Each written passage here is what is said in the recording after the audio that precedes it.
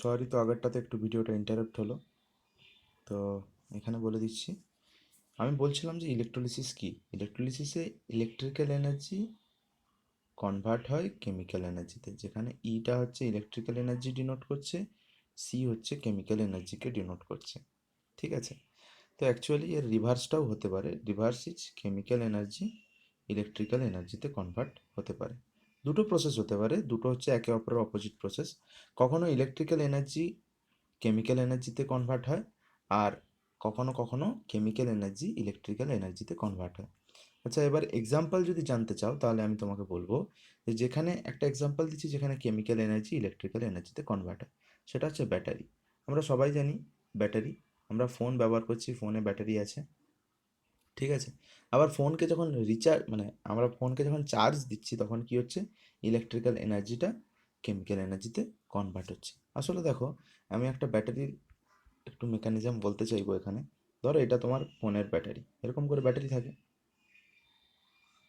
এই ব্যাটারির মধ্যে কিছু মালপত্র থাকে, ঠিক আছে। তো সেটাকে আমরা ধরলাম যে chemical is present in battery. এবার দেখো, যখন ফোনটা চার্জে নেই, মানে ফোনটা আমি নর্মালি ইউজ করছি, তখন কী হবে, ব্যাটারির যে কেমিক্যাল এনার্জিটা সেটা ইলেকট্রিক্যাল এনার্জিতে কনভার্ট হচ্ছে, আর আমরা ফোনটা ব্যবহার করছি, তাই তো। আবার দেখো, যখন আমরা চার্জ করছি তখন কি হচ্ছে, আমরা ইলেকট্রিক্যাল এনার্জি দিচ্ছি এই ব্যাটারির কেমিক্যাল এনার্জিটাকে রিগেইন করার জন্য, যাতে সে তার আবার ব্যাটারির কেমিক্যাল এনার্জিটা আবার ফিরে পায়। রিচার্জ করছি মানে ফিরে আবার ঘুরে চার্জ করছি তাকে। তো আবার সেখানে কি হচ্ছে, ইলেকট্রিক্যাল এনার্জি যেটা আমাদের সুইচ বোর্ড থেকে আসছে সেটা কিনা কেমিক্যাল এনার্জিতে কনভার্ট হয়ে যাচ্ছে। তাহলে আমি কি বললাম, দুটো প্যারালাল প্রসেস কিন্তু হতে পারে।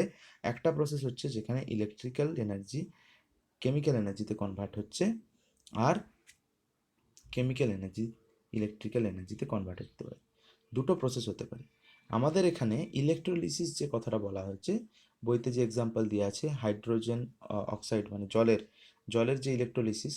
তো সেই জলের ইলেকট্রোলিসিস যে প্রসেসটা, সেখানে আমরা কি করেছি, আমরা দেখতে পাচ্ছিলাম অ্যাক্টিভিটিটাতে বাইরে থেকে একটা আউটসাইড সোর্স থেকে ইলেকট্রিক্যাল এনার্জি ইউজ করা হচ্ছিল, দিয়ে কি করা হচ্ছিল, তাকে কেমিক্যাল এনার্জিতে কনভার্ট করা হচ্ছিল, এবং H2O থেকে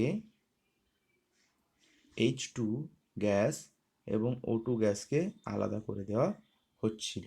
এই প্রসেসটা ঘটানোর জন্য আমরা বাইরে থেকে ইলেকট্রোলিসিস করছিলাম, মানে বাইরে থেকে ইলেকট্রিক্যাল এনার্জি দিচ্ছিলাম। দেখো, এখানে যে কেমিক্যাল ইকুয়েশনটা আমি লিখেছি, এটা ব্যালেন্স নেই, এটা ব্যালেন্স করলে এরকম হয়, এখানে 2 দিতে হবে, এখানে 2 দিতে হবে।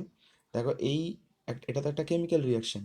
এই কেমিক্যাল রিয়াকশনটা করানোর জন্য তো একটা কেমিক্যাল এনার্জি দরকার, আর সেই কেমিক্যাল এনার্জিটা আসছে কোত্থেকে, ইলেকট্রিক্যাল এনার্জি, যেটা আমরা বাইরে থেকে দিয়েছি।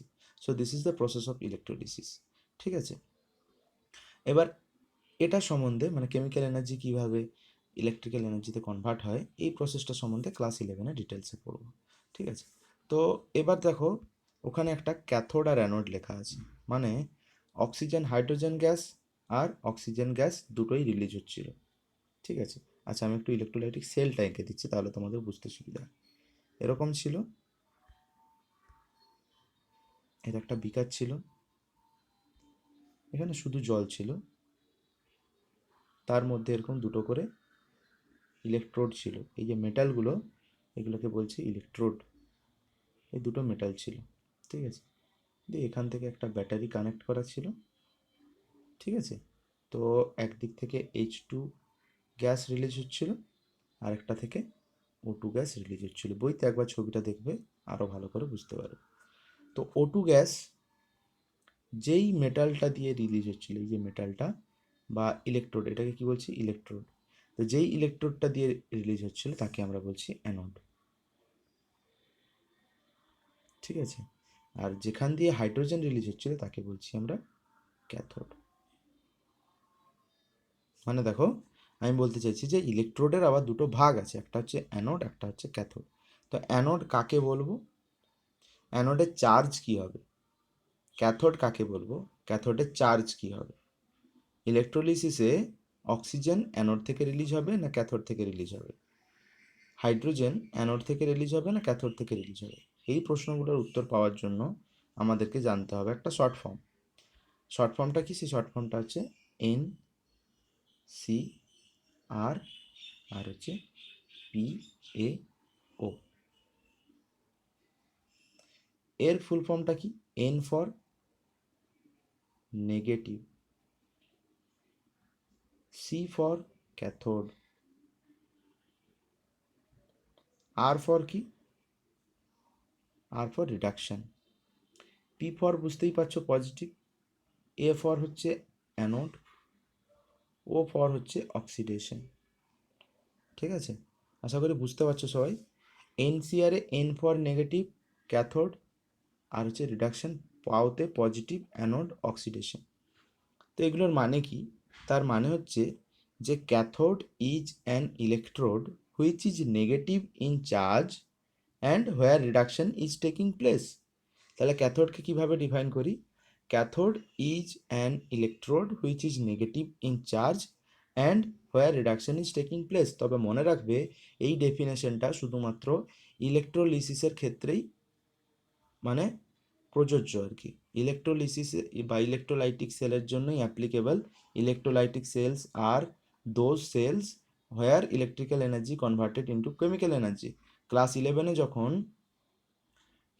কেমিক্যাল এনার্জি থেকে ইলেকট্রিক্যাল এনার্জির কনভার্সনগুলো পড়বে, সেক্ষেত্রে কিন্তু ক্যাথোডের চার্জটা উল্টো হয়ে যাবে, পজিটিভ হয়ে যাবে। ঠিক আছে, তো দেখো ইলেকট্রোলাইটিক সেলের জন্য মনে রাখবো NCR আর হচ্ছে PaO পাও। তো NCR-এ কি হচ্ছে? নেগেটিভ ক্যাথোড রিডাকশন, আর PaO-তে হচ্ছে পজিটিভ অ্যানোড অক্সিডেশন। তার মানে অ্যানোডকে যদি ডিফাইন করতে চাই তাহলে কি লিখবো? যে anode is an electrode which is positive in charge and where oxidation takes place. ঠিক আছে, তাহলে ডেফিনেশনটা বুঝতে পারলে, কি শর্ট ফর্ম দিয়ে মনে রাখবো সেটা বুঝতে পারলে। এবার যেটা কথা সেটা হচ্ছে যে কোনটা থেকে অক্সিজেন রিলিজ হবে, কোনটা থেকে হাইড্রোজেন রিলিজ হবে। ঠিক আছে, তো দেখি কোনটা থেকে হবে। তো দেখো অ্যানোডের যে চার্জ, অ্যানোডের চার্জ হচ্ছে পজিটিভ। তাহলে পজিটিভের কাছে কে অ্যাট্রাক্ট হবে? Negative ion. H2O-তে হাইড্রোজেন আছে আর অক্সিজেন আছে। আমরা তো জানি যে oxygen 2 minus oxygen is anion. তো সেই অ্যানায়নটা যদি নেগেটিভ চার্জ হয় তাহলে পজিটিভের দিকে যাবে। তাহলে আমরা বলতে পারি যে O2 গ্যাস মানে অক্সিজেন গ্যাস যেটা রিলিজ হবে সেটা অ্যানোড থেকে রিলিজ হবে। কেন? কারণ H2O-তে অক্সিজেন অ্যানায়ন হিসেবে আছে, আর অ্যানায়নের চার্জ হচ্ছে নেগেটিভ। নেগেটিভ চার্জ সবসময় পজিটিভের চার্জের দিকে অ্যাট্রাক্টেড হবে। অ্যাট্রাক্টেড হওয়ার জন্য O2 গ্যাস অ্যানোড থেকে রিলিজ হবে। ঠিক আছে, এবার আসছি হাইড্রোজেনের ক্ষেত্রে, যেটা কিনা আমার ক্যাথোড। আমরা জানি ওই NCR দিয়ে ক্যাথোডের চার্জ সবসময় কী হবে? নেগেটিভ হবে। ফর ইলেকট্রোলাইটিক সেল মনে রাখবে ক্লাস 11-এ কিন্তু যখন অন্য সেল পড়বে যেখানে কেমিক্যাল এনার্জি ইলেকট্রিক্যাল এনার্জিতে কনভার্ট হচ্ছে, তখন কিন্তু ক্যাথোডের চার্জ পজিটিভ হয়ে যাবে। ঠিক আছে, রিমেম্বার এই দুটো চেঞ্জ হতে পারে। তো NCR থেকে আমরা জানলাম ইলেকট্রোলাইটিক সেলের ক্ষেত্রে ক্যাথোডের চার্জ হচ্ছে নেগেটিভ। তাহলে যে ক্যাটায়ন আছে হাইড্রোজেন, জলে কি হাইড্রোজেন ক্যাটায়ন আছে, তো এই ক্যাটায়নটা নেগেটিভ চার্জের দিকে মানে ক্যাথোডের দিকে অ্যাট্রাক্টেড হবে। So H2 gas will be released from cathode. Okay, তাহলে আমরা কনক্লুশন কি পেলাম? For electrolysis, in case of electrolysis or for the process of electrolysis, ক্যাথোডে কি হয়? রিডাকশন হয়, যার চার্জ কি? নেগেটিভ। নেক্সট কনক্লুশন কি? অ্যানোডে চার্জ পজিটিভ হয় এবং সেখানে অক্সিডেশন হয়। আচ্ছা, hydrogen release from cathode, O2 release from anode. এবার আমি তোমাকে একটা কোশ্চেন করছি, তোমাদেরকে একটা কোশ্চেন করছি, যে ধরি HCl এর অ্যাকোয়াস সলিউশন আছে। ঠিক আছে, ধরো HCl এর অ্যাকোয়াস সলিউশন আছে, এর আমরা করছি ইলেকট্রোলিসিস,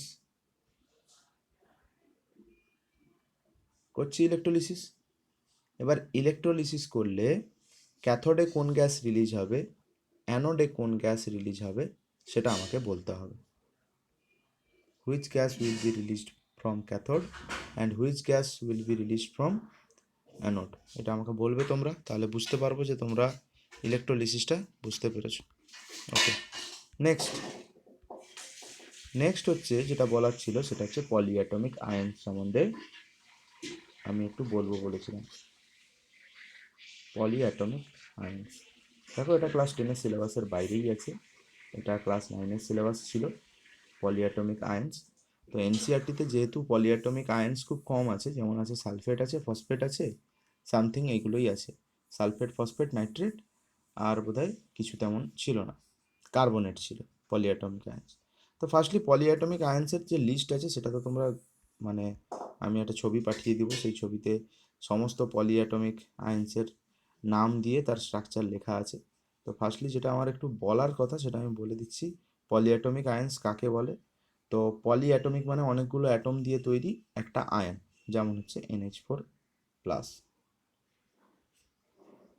দেখো পলিঅ্যাটমিক আয়ন্সের যত এক্সাম্পল দেখেছো সবগুলো জেনারেলি তোমরা অ্যানায়ন দেখেছো, যেমন হচ্ছে সালফেট, কার্বনেট, স্ট্রাকচারগুলো আঁকছি, SO4 2- এটা সালফেট, CO3 2- সবগুলো অ্যানায়ন দেখতে পাচ্ছ, ফসফেট, PO4 3- সবগুলো কি দেখতে পাচ্ছ, অ্যানায়ন দেখতে পাচ্ছ।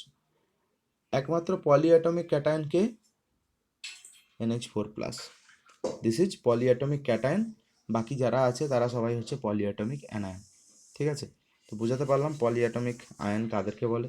পলিঅ্যাটমিক আয়নে বেশিরভাগগুলোই হচ্ছে মানে সবগুলোই প্রায় হচ্ছে অ্যানায়ন, এক্সেপ্ট ক্যাটায়ন তৈরি করেছে কি NH4 প্লাস। এমন নয় যে ক্যাটায়ন আর হয় না, ক্যাটায়ন হয়, যেমন ধরো H3O প্লাস, এটাও ক্যাটায়ন। তো ক্যাটায়ন জেনারেলি খুব রেয়ার হয়, বাকি অ্যানায়নগুলোই বেশি হয়। ঠিক আছে, আরও হয় H3S প্লাস, এটাও হতে পারে, এরকম অনেক পলিঅ্যাটমিক আয়ন হতে পারে, অসুবিধা কিছু নেই, কিন্তু জেনারেলি তারা বেশি নেগেটিভ হয়। ঠিক আছে, এটার যেমন নাম হচ্ছে হাইড্রোনিয়াম আয়ন, এটার নাম হচ্ছে সালফোনিয়াম আয়ন হয়ে যাবে, NH4 হচ্ছে অ্যামোনিয়াম ক্যাটায়ন বা অ্যামোনিয়াম আয়ন হয়ে যাবে, এই যে হচ্ছে এদের নাম। আচ্ছা, তো এবার যেটা বলছিলাম সেটা হচ্ছে যে ওটার লিস্ট আমি গুগল থেকে ডাউনলোড করে তোমাদেরকে দিয়ে দেবো, বা তোমরাও পেয়ে যেতে পারো, গুগলে লিস্ট আছে, সেটা থেকে রেফার করে তোমরা দেখে নিতে পারো। আমার কথা ছিল এই সালফেট, আরেকটা হচ্ছে সালফাইট, আরেকটা হচ্ছে সালফাইট, এই তিনজন একই রকম, কনফিউজিং, তাই আমাদেরকে কী করতে হবে, এগুলোর সম্বন্ধে একটু ক্লিয়ার আইডিয়া রাখতে হবে, যাতে আমরা বারবার কনফিউজ হয়ে ভুল না লিখি। এরকম আছে নাইট্রেট আছে, নাইট্রাইট আছে, নাইট্রাইড আছে, ফসফেট আছে, ফসফাইট আছে, ফসফাইড আছে। তো এইটা আমাদেরকে শিখতে হবে, সালফেট কি, সালফাইট কি, সালফাইড কি। আমি সালফেট, সালফাইট, সালফাইড বলবো, নাইট্রেট, নাইট্রাইট, নাইট্রাইড বলবো, তোমরা আমাকে বলবে ফসফেট, ফসফাইট, আর হচ্ছে ফসফাইট। দেখো সালফেট SO4 2-, সালফাইড কি SO3 2-, সালফাইড S 2-। তো সালফেট এখানে যেটাতে অক্সিজেন বেশি আছে সেটা হচ্ছে 8, লাস্টে কি থাকবে তার ATE। মনে রাখো এটা নাইট্রেটের ক্ষেত্রেও অ্যাপ্লিকেবল, ফসফেটের ক্ষেত্রেও অ্যাপ্লিকেবল, সবার ক্ষেত্রে অ্যাপ্লিকেবল। যেটাতে অক্সিজেন বেশি থাকবে সেটাতে হচ্ছে ATE থাকবে লাস্টে, যেমন হচ্ছে সালফেট SULPHATE, সালফেট, সালফেট লাস্টে কি আছে ATE8। তো এইটা হয়ে গেল সালফেট, কেন, তার কারণ এখানে নাম্বার অফ অক্সিজেন বেশি আছে। নেক্সট যেটা আছে সালফাইট, সালফাইট কোনটা SO3 2-, এটা হচ্ছে সালফাইট ITE, লাস্টে কি আছে ITE। তো এই যে IT কথাটা আছে, এটা কখন থাকে, যখন অক্সিজেনটা কম থাকে। আগেরটায় 4টা অক্সিজেন ছিল, এটাতে 3টা অক্সিজেন আছে। তো oxygen number of oxygen is less in this case. So এর জন্য আমরা ইউজ করছি আইটিই, সালফাইড। আর যখন sulphide S2- I D E কথাটা ব্যবহার করা হয়েছে, নাম কি? SULPHIDE, sulphide. তো সালফাইডে কি অক্সিজেন নেই। যখন আইডিই থাকবে তখন অক্সিজেন নেই। যখন আইটিই থাকবে, আইটি, তখন হবে লেস নাম্বার অফ অক্সিজেন আছে। আর যখন এট থাকবে, ATE, তাহলে সেটা হবে তোমার ম্যাক্সিমাম অক্সিজেন আছে। এরপরে সালফেট, সালফাইড, সালফাইড হওয়ার পর চলে যাচ্ছে নাইট্রেট, নাইট্রাইট, আর হচ্ছে nitrite. NO3-, NO2-, nitrogen N3-। তো এটা কি? এটা হচ্ছে এট, নাইট্রেট, তারপর একটা হচ্ছে আইট, আর এটা হচ্ছে আইডিই। এবার বুঝতে পারলে? এইভাবে তোমরা আমাকে করে বলবে ফসফেট, ফসফাইড, ফসফাইড। আচ্ছা, হয়ে গেল। এরপরে আসছি আরেকটা আছে অ্যাজাইড আয়ন। এটা একটু ডিসকাস করে দিই, অ্যাজাইড আয়ন। তো এই অ্যাজাইড আয়নটা কি? এটা হচ্ছে N3-। দেখো নাইট্রাইট যে আয়নটা আছে এটার মধ্যে কনফিউজ হয়। নাইট্রাইট, নাইট্রাইটে আছে N, উপরে 3-, অ্যাজাইডে আছে নিচে 3, উপরে একটা মাইনাস। মানে এখানে 3টে নাইট্রোজেন আছে, এখানে একটা সিঙ্গেল নাইট্রোজেন অ্যাটমের আয়ন তৈরি হয়েছে। অ্যাজাইডের স্ট্রাকচারটা কীরকম? অ্যাজাইডের স্ট্রাকচার হচ্ছে এরকম,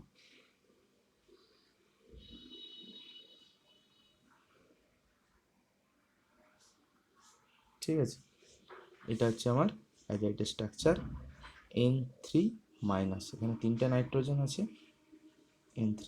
আচ্ছা সরি, একটু ভুল হয়ে গেছে স্ট্রাকচারটা। N double bond, N single bond, N, এখানে একটা মাইনাস, এখানে একটা প্লাস, এখানে একটা প্লাস, না সরি সরি সরি, এখানে একটা মাইনাস। ইরেজারটা কোথায়?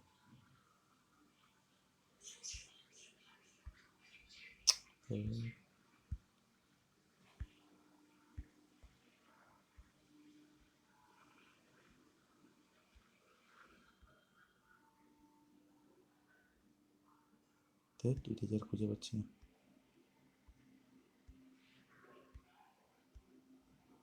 আচ্ছা, ওটা আমি ছবি এঁকে পাঠিয়ে দিচ্ছি এতে, হোয়াটসঅ্যাপ গ্রুপটাতে, অ্যাজাইড আয়ন। তো অ্যাজাইড আয়ন হচ্ছে N3-, N3 উপরে মাইনাস, আর নাইট্রাইড হচ্ছে N3 উপরে মাইনাস, 3- উপরে, এখানে নিচে 3, উপরে মাইনাস। তো এটার মধ্যে কনফিউজ হবে না। অনেক জায়গায় হাইড্রো অ্যাজোয়িক অ্যাসিড থাকে, হাইড্রো অ্যাজোয়িক অ্যাসিডের স্ট্রাকচার হচ্ছে HN3। তো অনেক সময় দেয়া থাকে N3-, আমরা বলি যে এটা ভুল দেয়া আছে, এটা নিশ্চয়ই N3- হবে।